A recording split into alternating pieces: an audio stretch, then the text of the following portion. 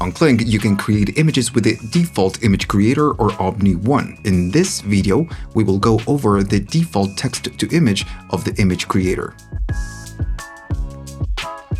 On the default page of Kling, you just need to go to the image, and once you are there, you have the text-to-image. To create images on Kling, you can prompt what you want. It's very conversational. For example, I will start with something very simple, like a woman walking in the forest. Whenever you are ready to create, at the bottom you have the default options. You can go for 9:16 or 16:9 and all the other ratios in between. You can select how many outputs you want. In this case, I want one single output, and then standard definition or high resolution. Every time you change your settings, it will reflect on the cost. Also, at the very top, you have the different models that you can use. It's 2.1, which is the latest at the moment of this recording, or you can go maybe to 1.0 and you will get less options, and of course the price goes down. In my opinion, it's always best to use the latest, like the 2.1. Once you are ready to create, you just need to click on generate. This is what we get back, and it's simple, but we can do much better. I will use a different prompt, like a 1980s woman walking through a stylish European street. As we know, we could take this prompt and go to our trusty based AI like Gemini or ChatGPT and ask it to enhance our prompt. We can even ask it to enhance this prompt, especially for Kling. But Kling also has its own integration with DeepSeq. Once you click on DeepSeq, it will read your prompt and provide 3 different suggestions. Of course, my prompt is very simple. I'm lacking a lot of things like context, camera angles, the style, or maybe even the time of day. Since DeepSeq will feed on your prompt, if your prompt is very simple, the suggestions will be simple. Still notice that DeepSeq is trying to do its best to add more details to our prompt. So yeah, it's just trying to fill the gaps. If you don't like the suggestions, you can go at the very bottom and click on regenerate. This will, overthink it again and give you 3 new suggestions. If you click on the edit, you can add more instructions. I'm gonna click it right now, and it will take my prompt and put it at the very bottom. I will paste a new prompt. For the most part, it's the same, but I'm adding the sunny day and then low angle shot, cinematic, warm light. So I'm adding a little bit more details.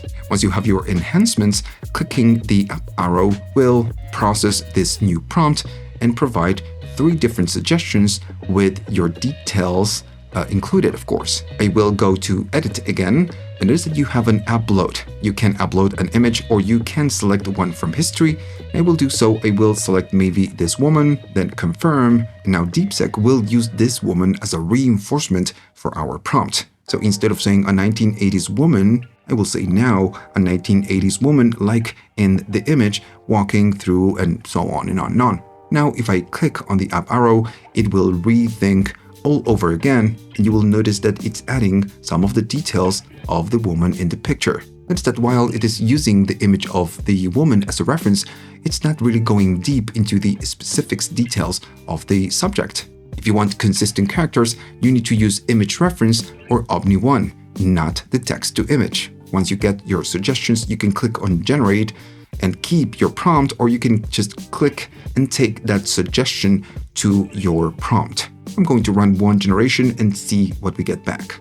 Once we get a response, we can see it's a much better polished type of response. Once you create something and you get it on the timeline, on the generation itself, when you hover, you will be getting a few options. And at the top, you can just click to edit the image or just rerun the prompt again. If you want to copy the prompt, let's say I go right here and just delete the prompt, I can just copy the prompt and then just paste it again right here. When you hover on top of the image, you can like, dislike, share, or you can even download the image. Then you have the favorites, which means that if you favorite this image, you can tick at the very top and take it to your favorites. So you see everything that you have on your fabs. Simple as that. Still, if you hover, you will be getting a lot of very important options. Upscale will create an upscaled, higher resolution version of this image. You can click on generate to take it to Omni 1. If you click generate video, it's the same idea. It will take this reference image and put it on the video generator, not on Omni 1.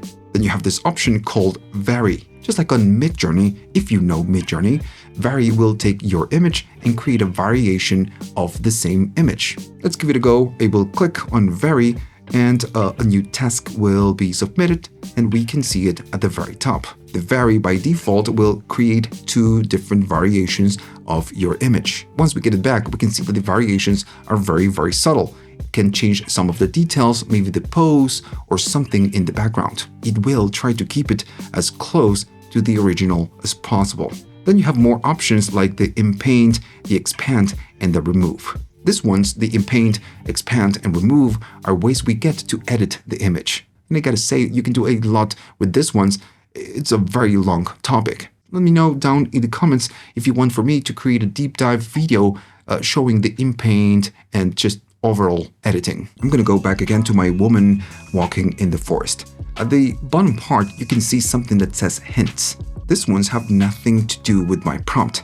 These ones are just random prompts. If I select one of them, it will replace your prompt. And of course, you can click here to refresh the hints or suggestions. Let's say I click on this one, notice it will replace my prompt and it has nothing to do with a woman walking in the forest. Think of hints as a random prompt or maybe an inspiration type of prompt. Something very cool that you get on the actual prompt is this tiles, is this tiny little icon. Once you click it, it will take you right here. These ones are ready to go style presets. At the top, you can filter by type. And once you use them, if you have an existing prompt, it will add something to that prompt. Just to give you an example, I will say a man walking on the moon. I will leave the cursor right here and I just need to find a preset that I like. I'm going to select something random, it doesn't really matter. Once you click it, it will add a drop-down menu right here. So this is the style that it will use, and if you use the drop-down menu, you can select just a different style. That is that you get all. And that's pretty much it. Once you run this prompt, you will be getting a man walking on the moon, but with this very specific style. Just to show you how this works, I will run the prompt and see what we get back. Once we get it back, we can really see that it's using that style and our prompt. And I gotta say, Kling with style and restyle works very well. Okay, so that's it. That's the text-to-image. If you liked all of this, please like and subscribe. This channel is supported by viewers only. If you want to buy me a coffee to say thanks, you can. You have links at the description for PayPal, YouTube Thanks, Patreon, or you can join to one of my courses. It's all in the description of the video. Alright, so see you on the next one.